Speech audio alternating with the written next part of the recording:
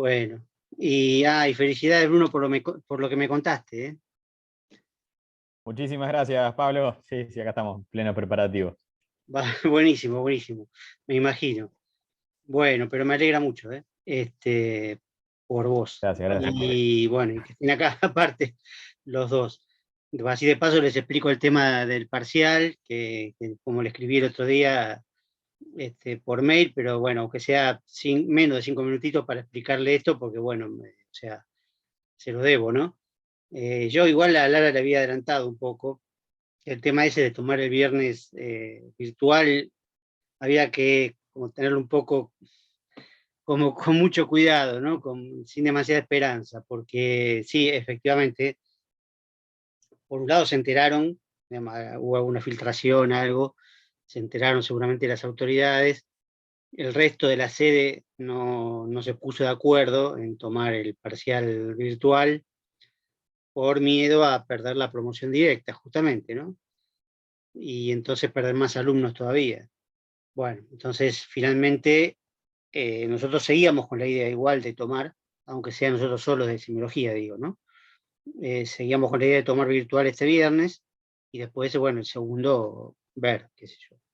Pero no, nos bajaron una línea así como muy, muy, muy clara, muy cerrada de que teníamos que ir presencial a cada uno a una sede distinta. A la mayoría de mis compañeros los mandaron a Avellaneda, desde las 7 de la mañana hasta creo que las 7 de la tarde, a Avellaneda.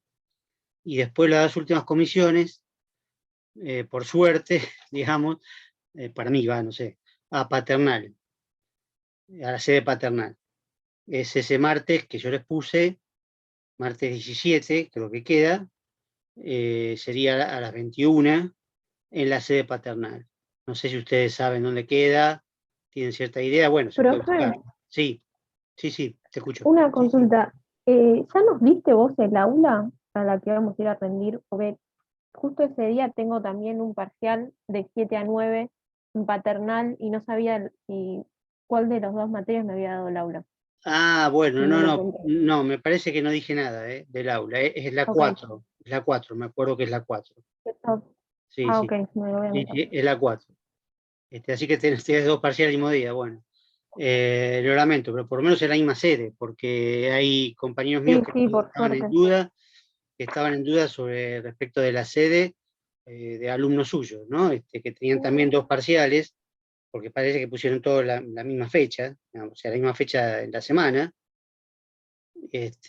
Como son pocos días en la semana, bueno, como que quedaron un montón de parciales todos juntos, pero claro, el tema es de Monte de Oca, ¿no?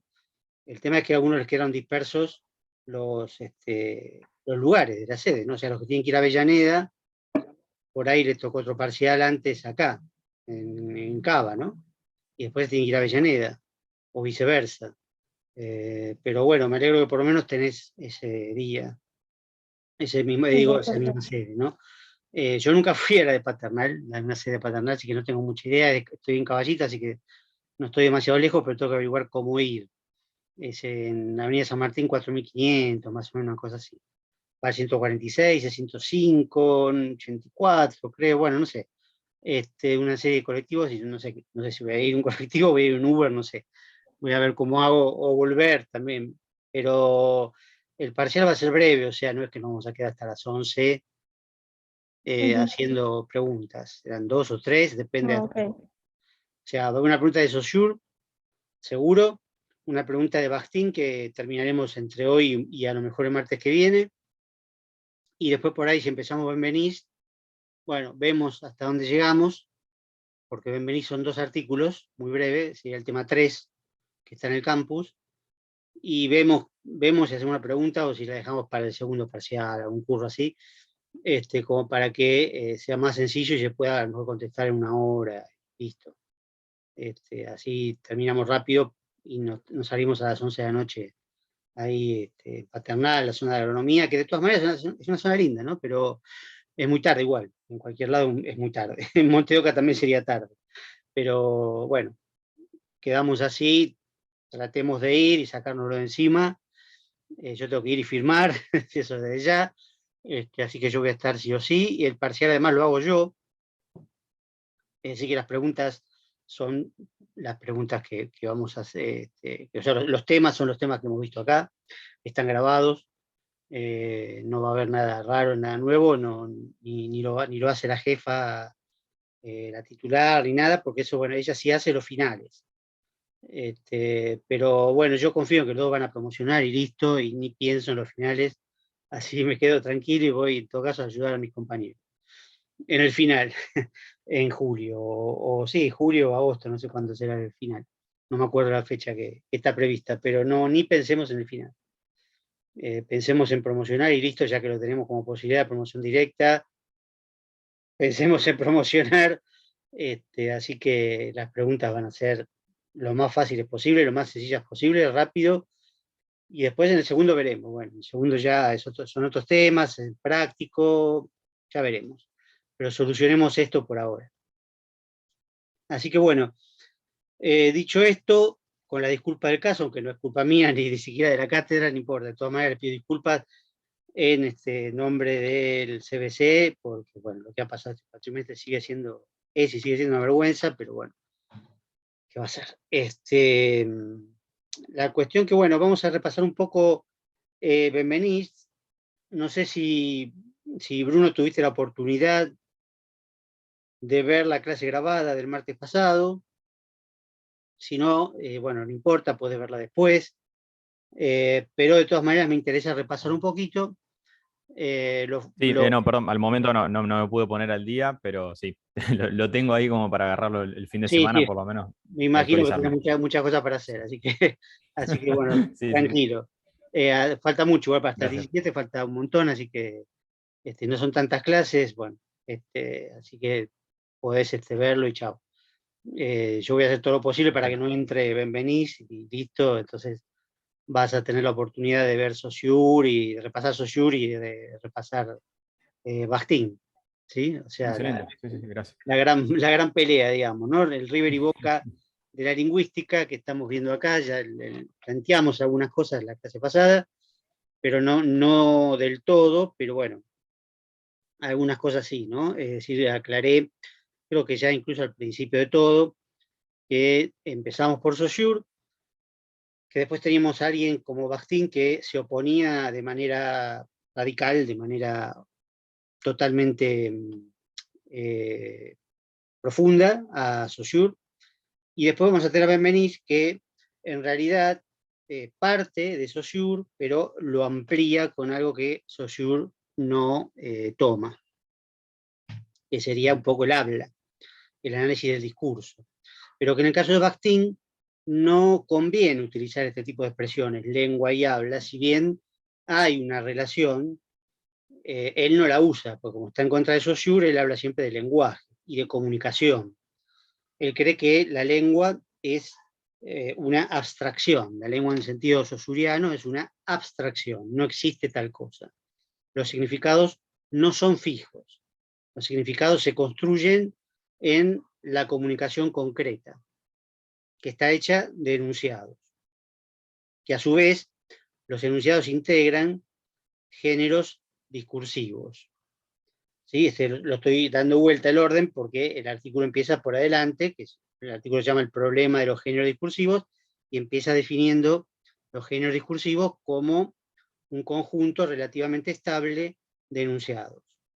Y decíamos que esto implica para Bakhtin que toda la comunicación humana, por decir así, pero obviamente la comunicación a través del lenguaje, se compone de géneros, que son como los géneros literarios, pero aplicada a toda la comunicación. Los géneros literarios solamente se aplican a justamente la literatura, o después puede haber géneros artísticos también en general, pero no, él no se queda en eso, sino que lo extiende a todo tipo de comunicación, sea una conversación cotidiana, sea un email o un mensaje de WhatsApp, mensaje escrito de WhatsApp o mensaje de audio, o sea un tratado científico o una novela o un texto periodístico.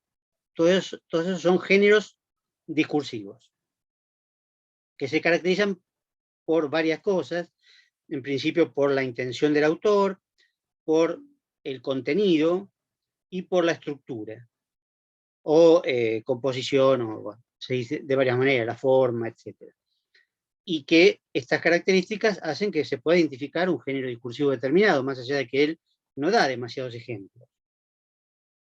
Nosotros lo vamos agregando acá, algunos que por supuesto él no conocía, pero también es interesante que él, sin conocer estos géneros discursivos que hay en la actualidad, nosotros podamos clasificarlos como géneros discursivos siguiendo la teoría de Bakhtin, ¿no? Que es un tipo que, bueno, falleció en la década del 60, digamos, ¿no?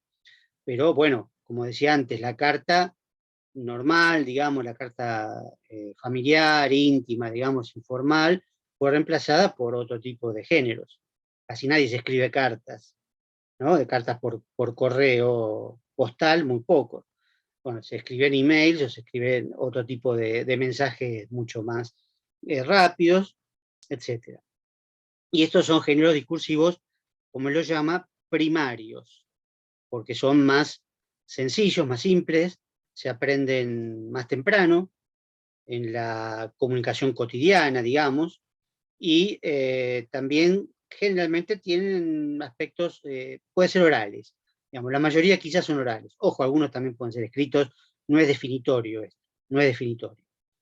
Por otro lado, los secundarios son todo lo contrario, es decir, aquellos que están más elaborados, que son más complejos, que pertenecen justamente a la literatura, el arte, la ciencia, o incluso el periodismo en su faceta más compleja, ¿no? Puede ser una investigación, una crónica, una columna de opinión, bueno, todo eso también podría ser un género secundario, ¿sí? Son más complejos, uno los aprende quizás un poco más adelante, más de adulto, y también son más difíciles de reproducir, digamos, porque uno puede leer una novela, pero quizás sea difícil escribirla. Uno puede aprender a leer textos científicos, como este que estamos leyendo ahora, el de Bakhtin, ¿no? Pero escribirlo lleva más tiempo. También se puede aprender, por supuesto, ustedes lo van a aprender desde ya, pero hay, por supuesto, mayor complejidad, tanto en el contenido como en muchos casos en la forma, ¿no? Entonces, en ese caso, bueno, se tarda más tiempo en aprenderlos y quizás no se logra, pero sí pueden acceder a ellos, pueden entenderlo, digamos, ¿no? En términos de comunicación.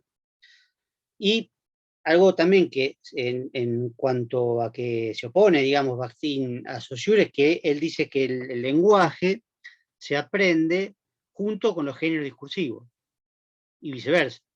Es decir, uno va aprendiendo a hablar dentro de los géneros discursivos o mediante géneros discursivos.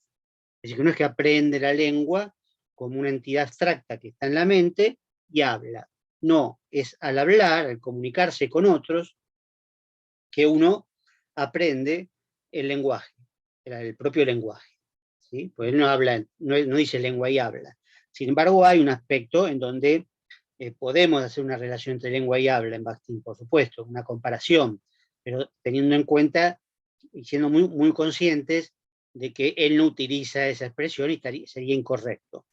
Pero lo último que habíamos visto en la clase pasada, que era la comparación entre la oración y el enunciado, sería algo así, como si la oración perteneciera al habla, a la lengua, y el enunciado al habla. Porque el enunciado es concreto, es perceptible, ¿sí?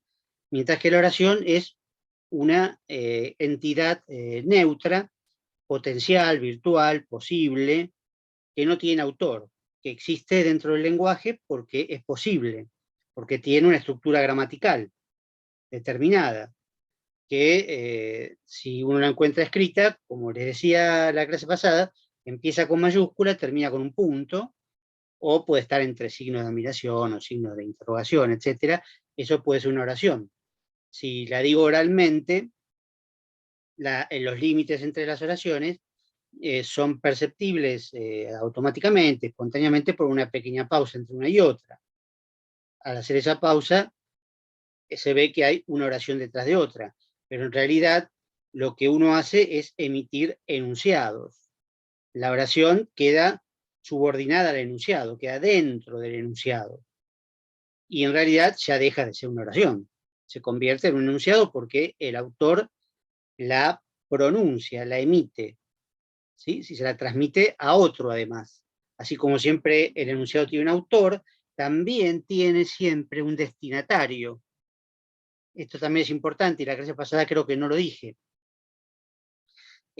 Todo enunciado tiene un emisor y un receptor, y un autor y un destinatario.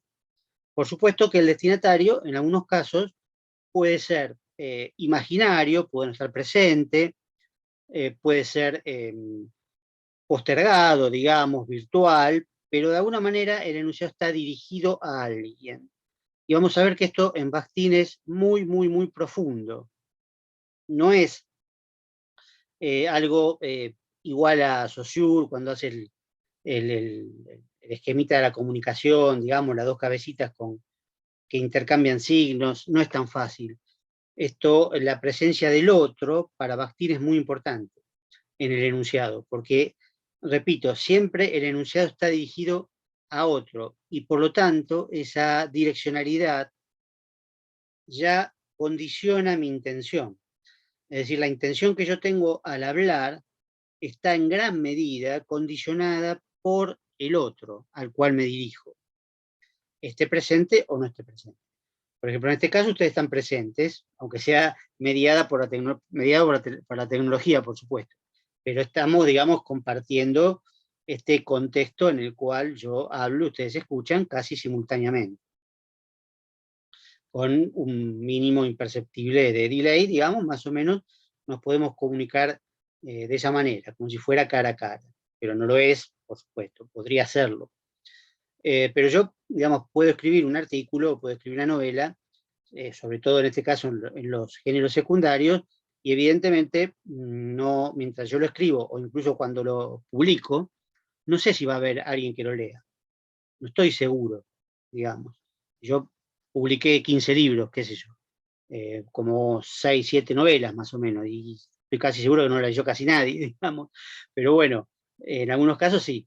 Pero cuando yo la escribí, las novelas, yo las publiqué, no, bueno, estaba dirigida de alguna manera a alguien, ¿sí? Yo a alguien como un lector ideal, yo lo podía tener en mente. Ahora, si después hubo lectores reales, bueno, en algunos casos sí, me enteré, bueno, qué sé yo, porque compraron el libro, me felicitaron, lo autografié, qué sé yo.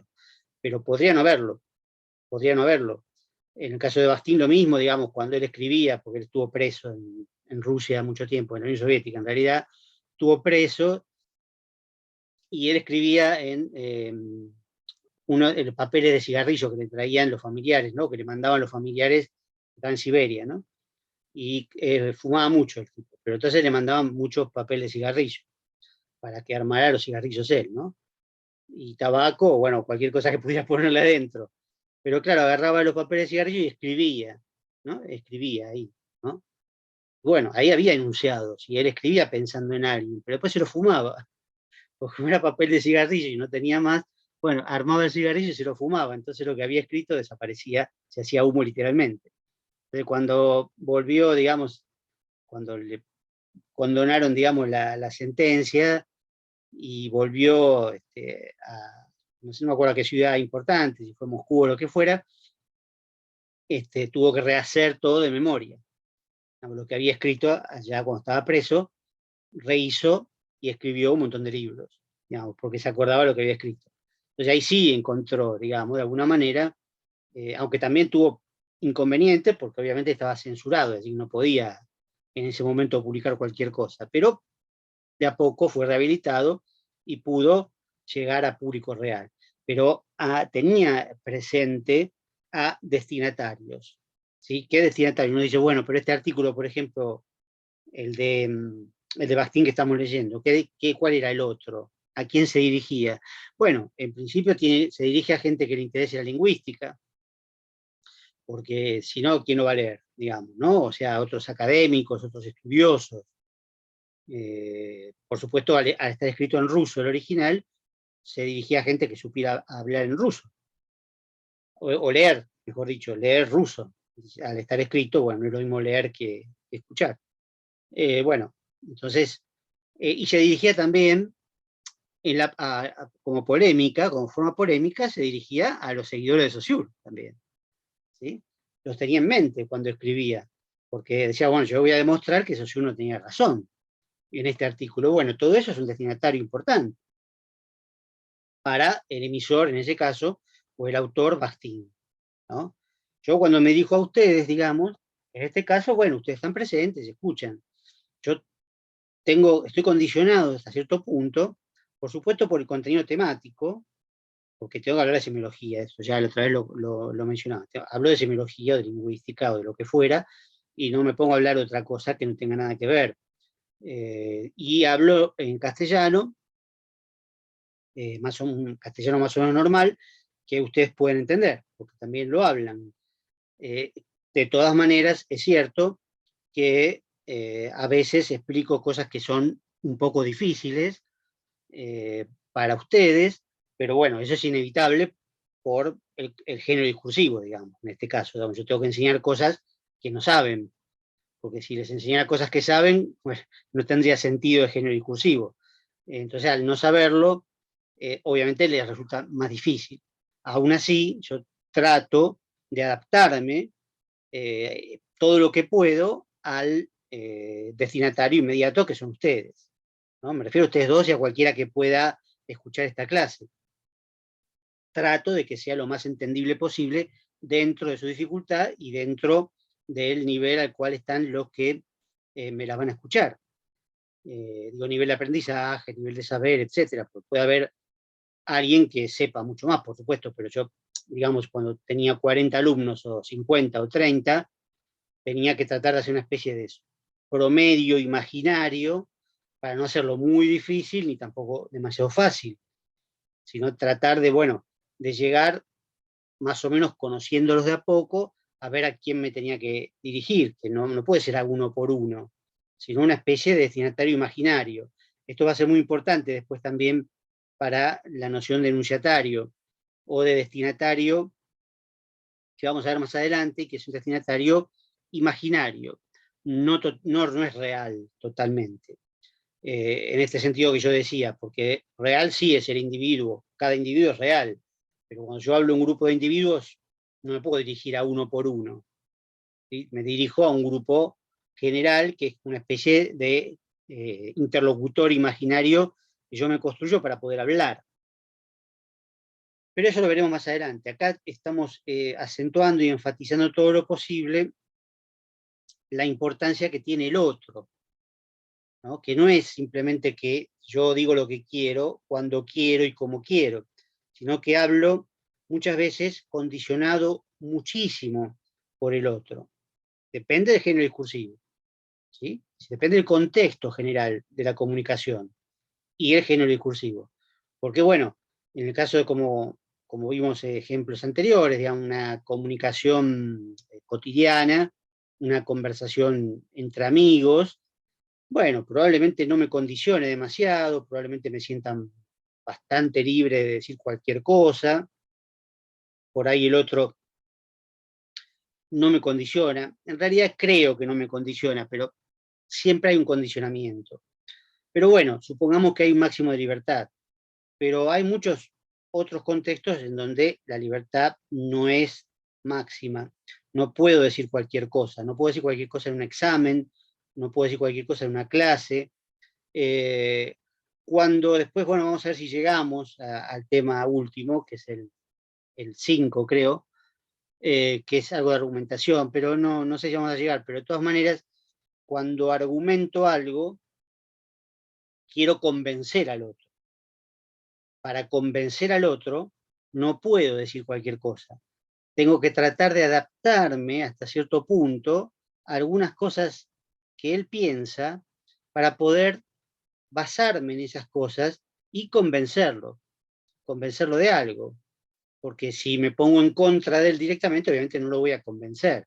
Pensemos en la publicidad, en la propaganda política, ¿no? O incluso en una relación personal. Si yo quisiera, no sé, seducir a alguien, ¿no? Si yo quisiera levantarme a alguien, no voy a decir cualquier cosa.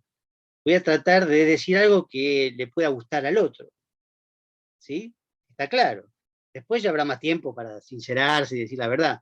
Pero digamos, no voy a contar toda mi historia, cómo soy, mis manías, mis defectos, no empiezo por ahí.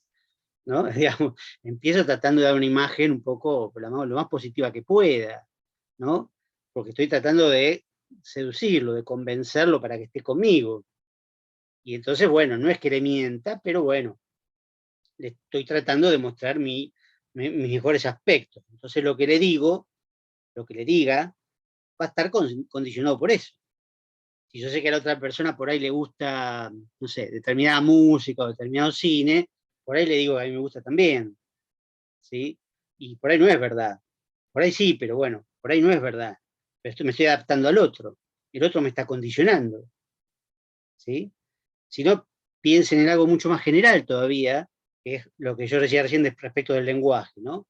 Si yo hablo con una persona que habla otro idioma nada más, una lengua completamente distinta a la mía, o al castellano, solamente esa lengua, ¿en qué lengua le voy a hablar al otro? Bueno, voy a tratar de hablar en la lengua de él, porque si no, ¿para qué le voy a hablar?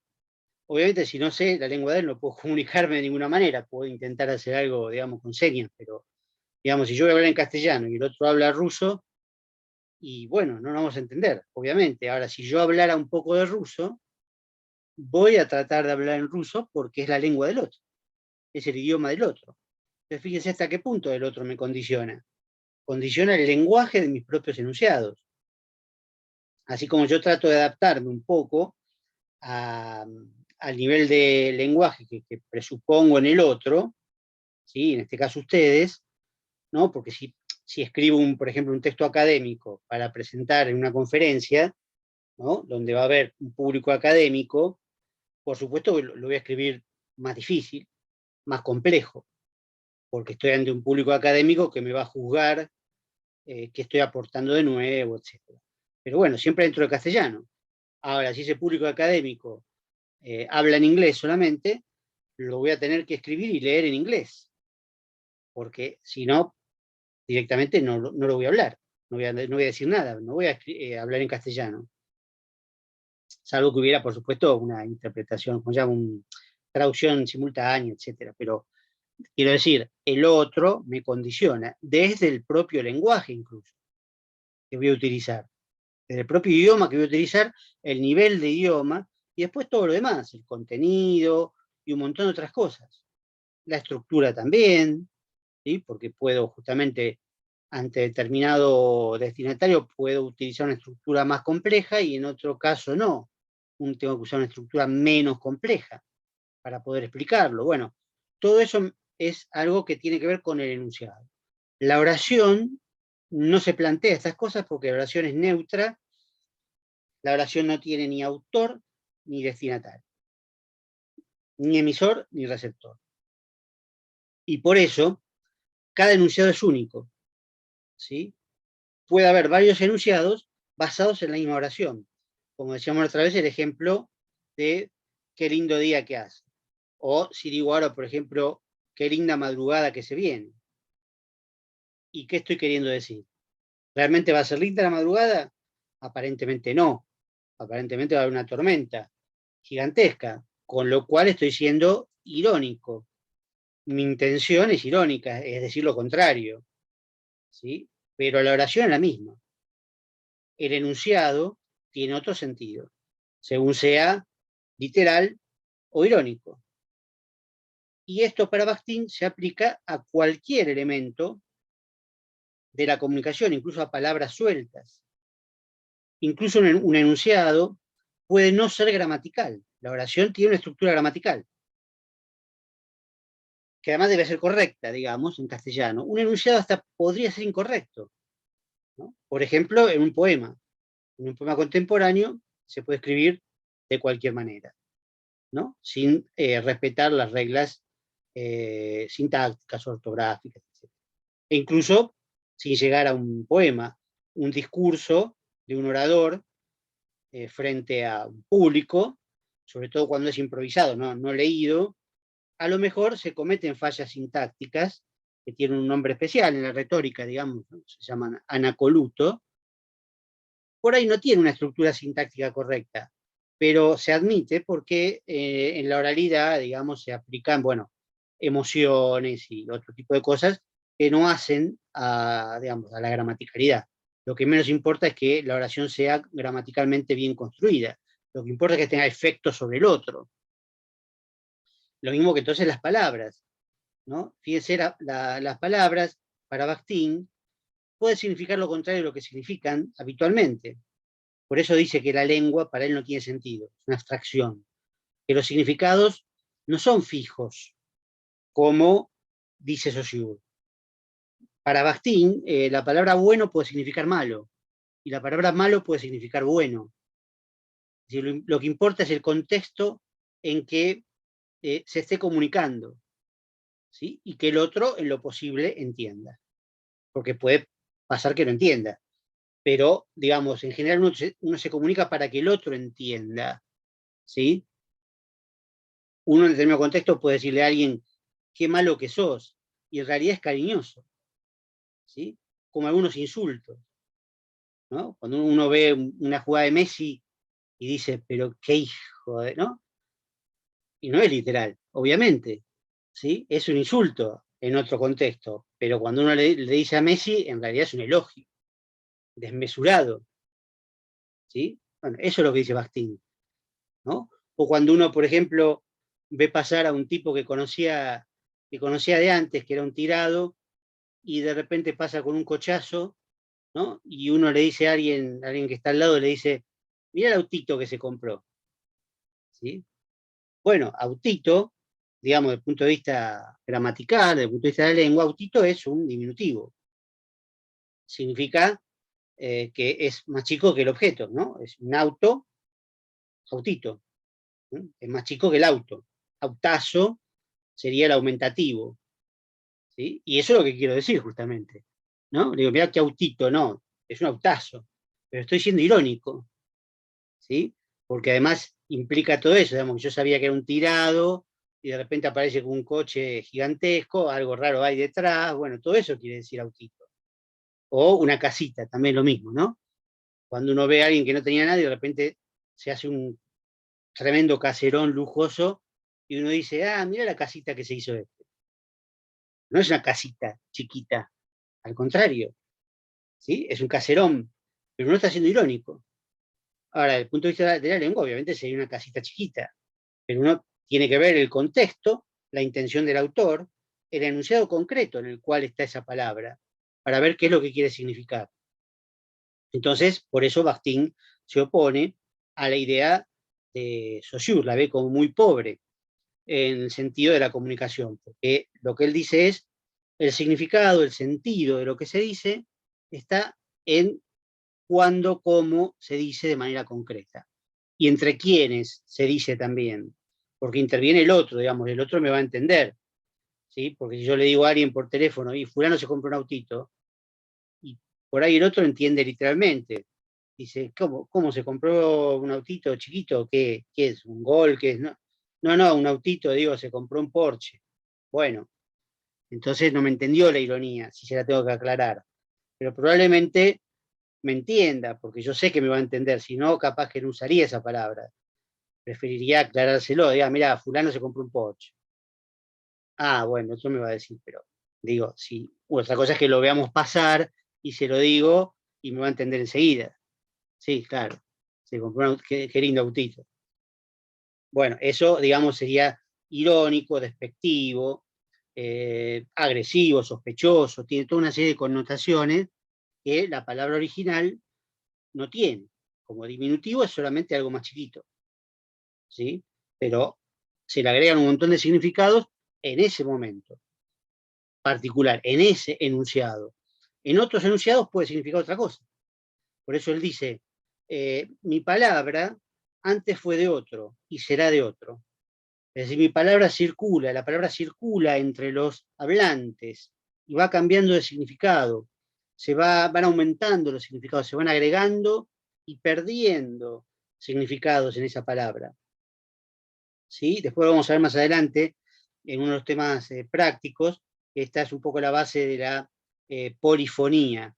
Es un concepto que introduce Bakhtin, aunque en este artículo no era nombre con esa palabra, pero que es muy interesante, tiene que ver con los distintos sentidos que se superponen en un mismo enunciado, o en una cadena de enunciados, ¿sí? Esto lo vamos a ver con más detalle después, pero con un sentido más práctico. Acá lo que estamos viendo es que una palabra o un enunciado, como grupo de palabras, puede significar muchas cosas al mismo tiempo, y puede en realidad entrar en diálogo tácito o no con enunciados anteriores y posteriores. Lo que yo digo ahora se refiere a enunciados anteriores, y otro los va a repetir quizás con otro sentido. Yo en realidad estoy mencionando a Bakhtin, resumiendo a Bakhtin y tratando de interpretarlo y de explicarlo, ¿sí? Pero no uso las mismas palabras que Bakhtin, pero sí más o menos estoy diciendo lo mismo que él, con otras palabras. Pero después puede venir otro que explique lo que yo digo y así, ¿no? Pero en el caso de estas palabras que se usan en sentido totalmente distinto al original, bueno, ahí se ve mucho más el procedimiento. Se ve que les estoy cambiando el significado, y que alguien por ahí antes las usó con otro significado y después otro la va a usar con otro significado. Esos significados se van sumando y al mismo tiempo también restando a esa palabra con el tiempo y con el uso que va rotando, y que entonces cada persona se apropia de esa palabra o de esos enunciados para transmitir los significados que quiere en ese momento, el sentido que quiere en ese momento, sea irónico, sea cariñoso, sea agresivo, sea lo que sea, en ese momento y en ese contexto y frente a determinada persona, determinado otro, que me condiciona desde ya la intención que yo le voy a poner, que a veces puedo, a veces no puedo. Como decía antes, si yo sé que el otro me va a entender, soy irónico. Si sé que el otro no me va a entender, mejor no lo digo irónicamente, porque el otro no me va a entender. O si lo digo de manera sarcástica o agresiva, quizás el otro reacciona mal. Si es un amigo, reacciona bien, pero con el caso del insulto ese, digamos, a Messi, pero se lo digo a un amigo, ¿sí? Y no va a reaccionar mal, porque sabe que no lo estoy insultando. Pero si se lo dijera a alguien que no es tan amigo, obviamente lo va a entender como un insulto y va a reaccionar mal, digamos, me va a querer pegar, ¿sí? Entonces me condiciona ese uso. Pero yo tengo una disponibilidad, una cierta cantidad de usos, y hasta puedo inventar usos nuevos. El problema es que cuando invente usos nuevos, como en el caso del poema o la literatura en general, si invento usos nuevos, puedo a lo mejor no ser entendido. Desde ya, es más riesgoso, ¿sí? Pero de todas maneras, el destinatario probablemente esté predispuesto a tratar de entender. En el caso de la literatura o la poesía o el arte en general, ¿no? Bueno, se está por cortar. Empezamos de vuelta, descansamos un minuto y empezamos de vuelta. Pero digamos que en ese caso el destinatario probablemente esté predispuesto a entender. Pero en otros casos no. En otros casos comunicativos, uno no puede decir cualquier cosa o tratar de inventar cosas que el otro no de ninguna manera podría entender, o tiene que hacer un esfuerzo muy grande para entender, y entonces va a fallar la comunicación, sobre todo si me interesa mucho